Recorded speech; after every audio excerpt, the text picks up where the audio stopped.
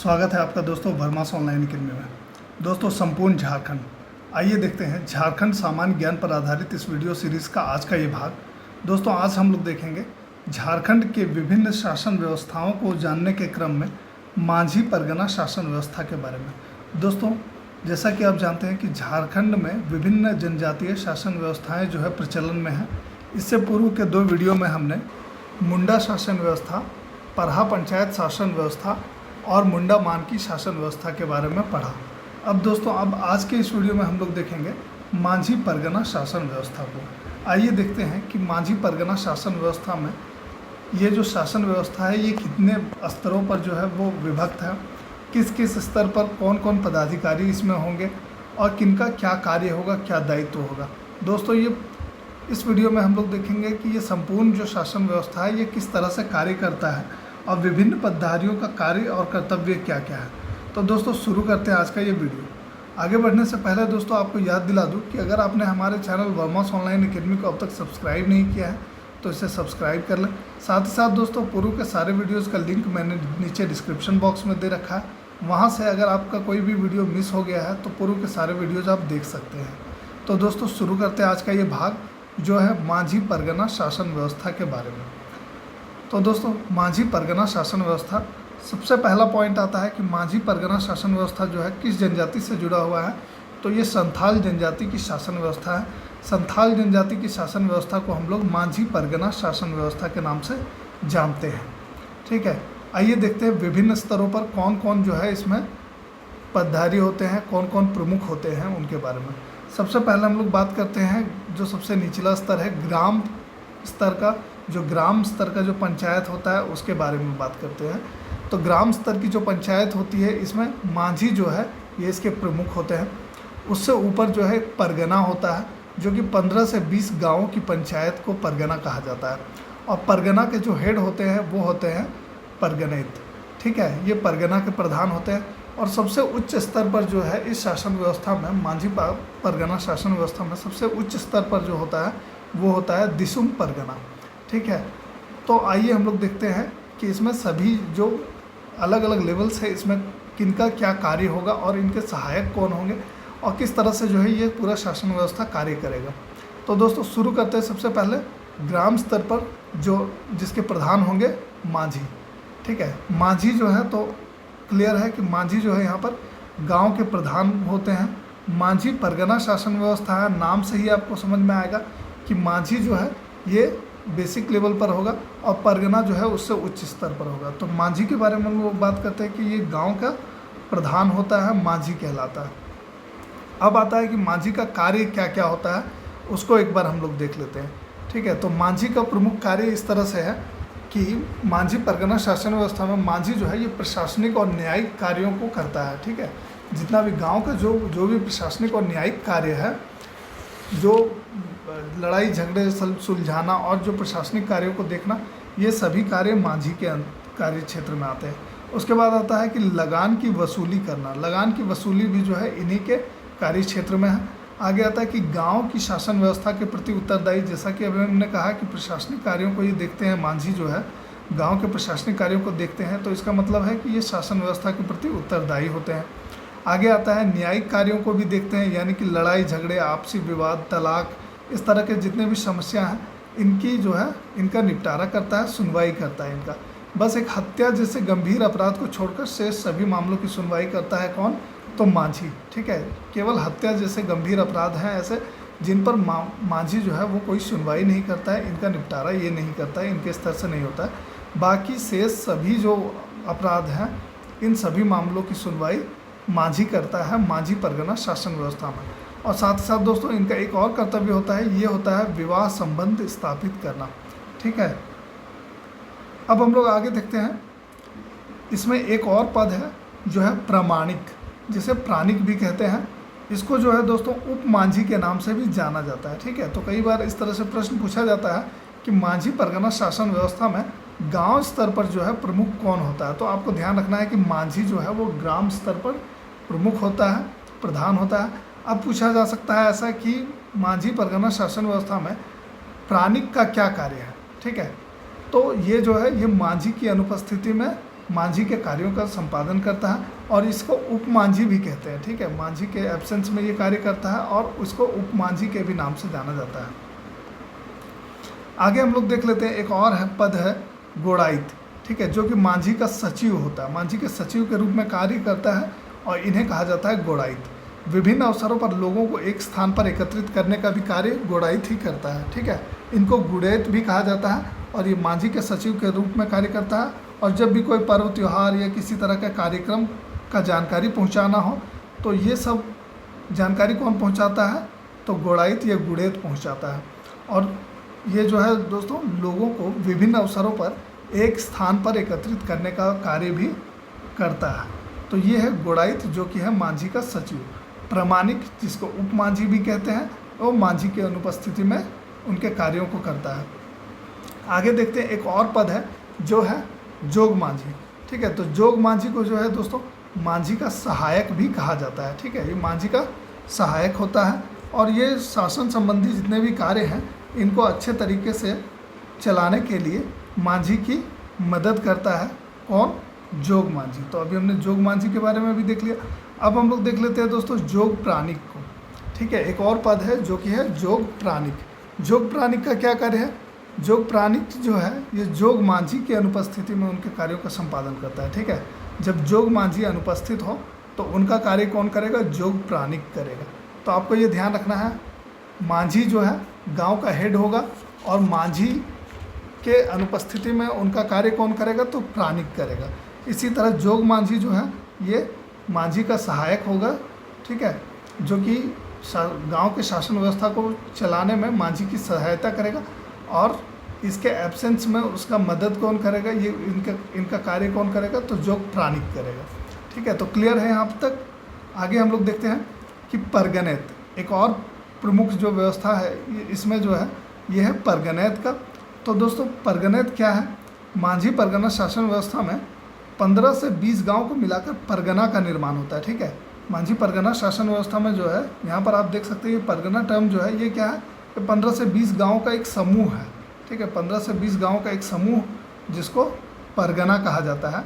अब इसी परगना का जो प्रधान होता है इसको कहते हैं हम लोग परगनैत। यानी कि परगनैत क्या है? तो परगना का प्रधान है। और परगना क्या है कि 15 से 20 गाँव को मिलाकर एक समूह बना है जो परगना कहलाता है।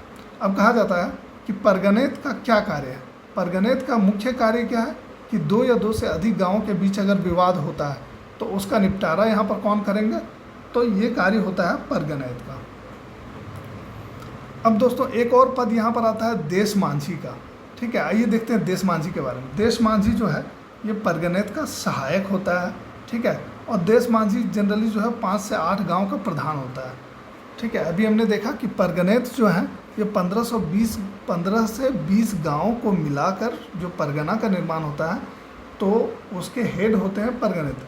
और देश मांझी जो है ये मात्र 5 से 8 गांव के आसपास के गांव का जो है ये प्रधान होता है।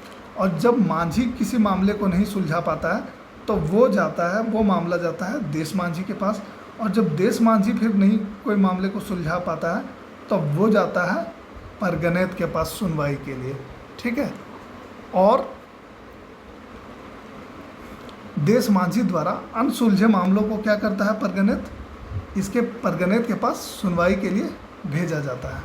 ठीक है, आगे हम लोग अब देख लेते हैं मांझी परगना शासन व्यवस्था में दिसुम परगना का क्या रोल है और दिसुम परगना है क्या। दोस्तों परगना से भी उच्च स्तर पर जो है दिसुम परगना स्थित है। ठीक है, मांझी परगना शासन व्यवस्था में परगना से भी उच्च स्तर पर क्या है? तो दिसुम परगना है। सबसे टॉप लेवल का हायरार्की है दिसुम परगना। जिन मामलों को परगनैत द्वारा नहीं सुलझाया जा सके ऐसे मामलों को दिसुम परगना को हस्तांतरित कर दिया जाता है। ठीक है, ऐसे मामले जो परगनैत नहीं सुलझा सका तो उनको क्या करते हैं? दिसुम परगना को हस्तांतरित किया जाता है इन मामलों को। तो अभी हमने देखा कि गांव स्तर के जो मामले होते हैं, विलेज लेवल के जो मामले होते हैं, इनको कौन सुलझाता है? तो मांझी। और जिन मामलों को मांझी नहीं सुलझा पाता है उसे कहाँ पर भेज दिया जाता है? तो देश मांझी के पास। ठीक है, जिन मामलों को देश मांझी नहीं सुलझा पाता है वो भेजा जाता है परगनैत के पास। और ऐसे मामले जिन्हें परगनेत नहीं सुलझा पाए वो भेजा जाता है दिसुम परगना को, ठीक है, उन्हें दिसुम परगना को हस्तांतरित कर दिया जाता है, उनके पास भेजा जाता है और दिसुम परगना में जो है इनकी सुनवाई होती है।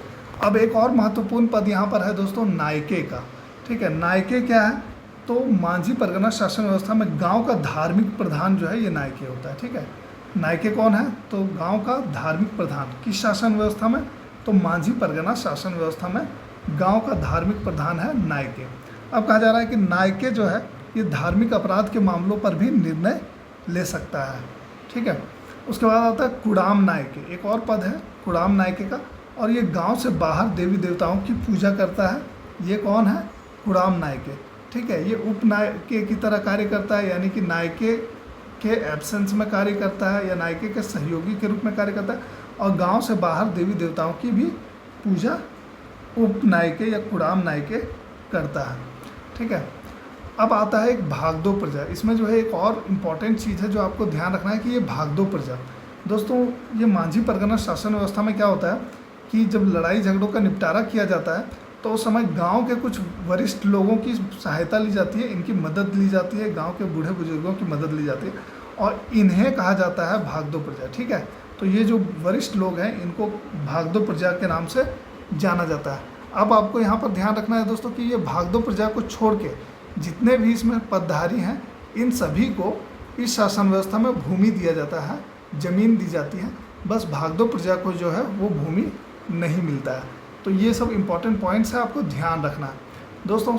कुछ और इम्पॉर्टेंट पॉइंट्स हम लोग देख रहे हैं कि इस शासन व्यवस्था के तहत सबसे हल्का दंड जो है ये है करेला दंड, ठीक है। और ये करेला दंड जो है इसमें क्या होता है, लगभग 5 से 50 रुपये तक का आर्थिक जुर्माना लगाया जाता है। जो दोषी होता है उनके ऊपर लगभग 5 रुपये से 50 रुपये तक का जुर्माना लगाया जाता है। ये इस शासन व्यवस्था का सबसे हल्का दंड है जिसको करेला दंड कहा जाता है, ठीक है। मांझी परगना शासन व्यवस्था का सबसे हल्का दंड है। अब दोस्तों एक और दंड है जो कि बिटलाहा जिसे हम लोग कहते हैं, और ये इस शासन व्यवस्था का कठोरतम दंड है, सबसे कठोर दंड है। और इसमें दोस्तों यौन अपराधी जो हैं, यौन अपराधी, उनको ये सज़ा दिया जाता है मांझी परगना शासन व्यवस्था के तहत, ऐसा प्रावधान किया गया है दोस्तों। बिटलाहा के तहत जो है जो दोषी होते हैं उनको पूर्ण बहिष्कार किया जाता है, गांव से उनको बाहर निकाल दिया जाता है, और बाद में अगर दोषी क्षमा याचना करे तो पूरे गांव के लोगों को जाति भोज देने पर बिटलाहा की जो सज़ा है ये खत्म की जाती है, ठीक है। तो ये सबसे कठोरतम दंड है इस शासन व्यवस्था का बिटलाहा, और सबसे हल्का दंड है करेला दंड। पूर्व में इस तरह का प्रश्न जो है ये आ चुका है जीएसएससी की परीक्षा में, तो आपको हर एक पॉइंट को जो है ध्यान में रखना है।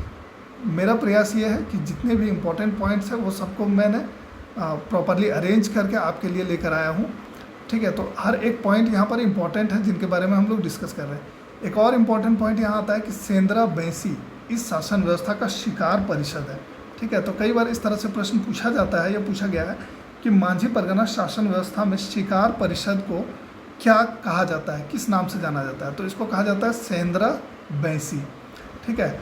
और आपको ये ध्यान रखना है कि मांझी परगना शासन व्यवस्था किस जनजाति की शासन व्यवस्था है, तो आपको ये भी ध्यान रखना है कि ये जो है संथाल जनजाति की शासन व्यवस्था है। अब दोस्तों अब हम लोग देखेंगे मांझी परगना शासन व्यवस्था से जुड़े हुए कुछ महत्वपूर्ण प्रश्नों को, कुछ ऐसे महत्वपूर्ण प्रश्न जो पूर्व के परीक्षाओं में भी पूछे जा चुके हैं, आने वाले जेएसएससी जेपीएससी की परीक्षाओं में भी जो है इम्पॉर्टेंट हो सकते हैं। इस तरह के क्वेश्चंस पूछे जाते हैं जेएसएससी और जेपीएससी की परीक्षाओं में। तो आइए हम लोग देखते हैं कि क्या कुछ प्रश्न जो है यहाँ पर बनकर सामने आता है मांझी परगना शासन व्यवस्था से, ठीक है। दोस्तों आज का जो हमारा पहला प्रश्न है ये है मांझी परगना शासन व्यवस्था में गाँव का जो है प्रधान कौन होता है, ठीक है। हम लोग इसका उत्तर देने का प्रयास करेंगे जो अभी हमने सीखा है उसके आधार पर। तो यहाँ पूछा जा रहा है कि गाँव का प्रधान कौन होता है। अभी हमने डिस्कस किया कि मांझी परगना शासन व्यवस्था का सबसे बेसिक जो पॉइंट है, जो सबसे बेसिक रूट है यहाँ पर विलेज लेवल का, वो है मांझी। तो ये गांव का प्रधान कौन होता है, तो मांझी होता है, इसका उत्तर हो जाएगा मांझी, ठीक है। एक और यहाँ पर प्रश्न आता है कि मांझी परगना शासन व्यवस्था में परगना का प्रधान क्या कहलाता है, ठीक है। तो परगना जो है ये गाँव से ऊपर लेवल का स्तर है। यहाँ पर पूछा जा रहा है कि परगना का प्रधान कौन होता है, तो परगना का प्रधान हमने पढ़ा था कि ये परगनैत कहलाता है, तो इसका उत्तर हो जाएगा परगनैत।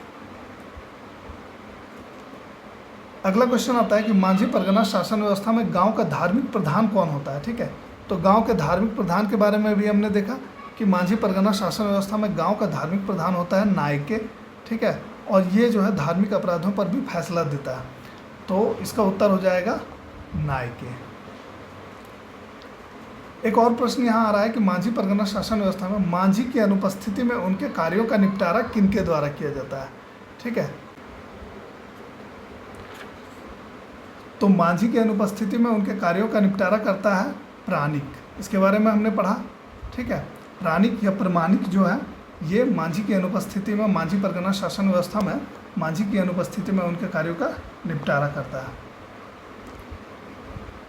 अगला क्वेश्चन आता है कि मांझी परगना शासन व्यवस्था में शिकार परिषद क्या कहलाता है। ठीक है, मांझी परगना शासन व्यवस्था जो है इसमें शिकार परिषद क्या कहलाता है। कई बार इस तरह से भी प्रश्न पूछा जाता है कि संथाल जनजाति के लोगों का शिकार परिषद जो है ये क्या कहलाता है।